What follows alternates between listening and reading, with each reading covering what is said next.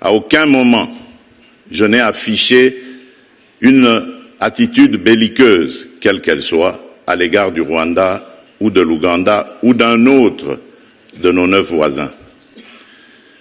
Aujourd'hui, nous vivons cette situation et nous sommes les deux seuls capables d'arrêter cette escalade. Je le dis en prenant à témoin le président João Lourenço, notre président actuellement de l'Union africaine, dont je rends d'ailleurs l'hommage, un hommage particulier pour son implication dans cette crise et qui, comme vous le savez, était à quelques encablures de la régler définitivement. Mais malheureusement, sans aucune raison, en tout cas je n'en ai jamais entendu jusqu'à ce jour, vous avez boycotté cette cérémonie alors que nous étions à 98% déjà de recouvrer une paix durable. Mais il n'est pas trop tard pour bien faire.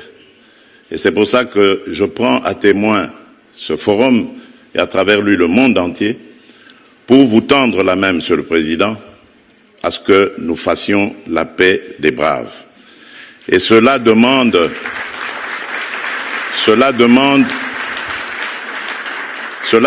que vous donniez l'ordre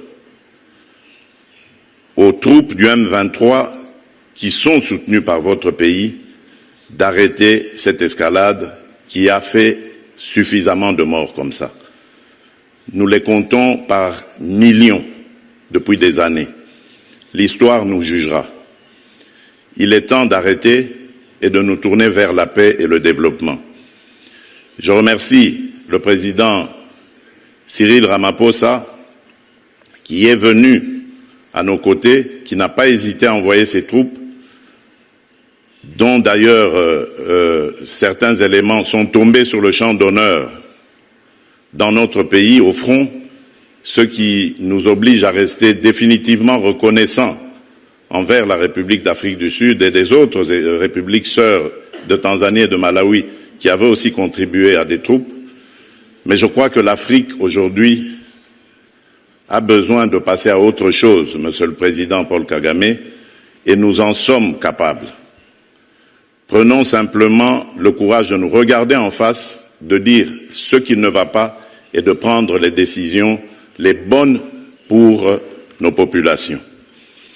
Et donc, le plaidoyer que j'avais prévu pour appeler à des sanctions, je préfère le suspendre pour le moment, en attendant évidemment d'avoir la réponse du président Kagame, parce que j'ai vu ici dans la salle également l'émissaire du président Donald Trump, dont je salue l'implication dans la crise qui frappe mon pays, et à travers lui également nos amis et frères du Qatar avec son émir, qui est le président Lourenço, qui aussi est à nos côtés pour ça.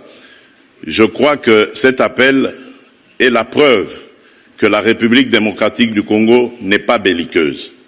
La République démocratique du Congo veut la paix, la véritable paix qui va entraîner la stabilité et permettre le développement de cette région qui, pour moi, est l'une des plus belles régions du monde, c'est-à-dire cette région des Grands Lacs.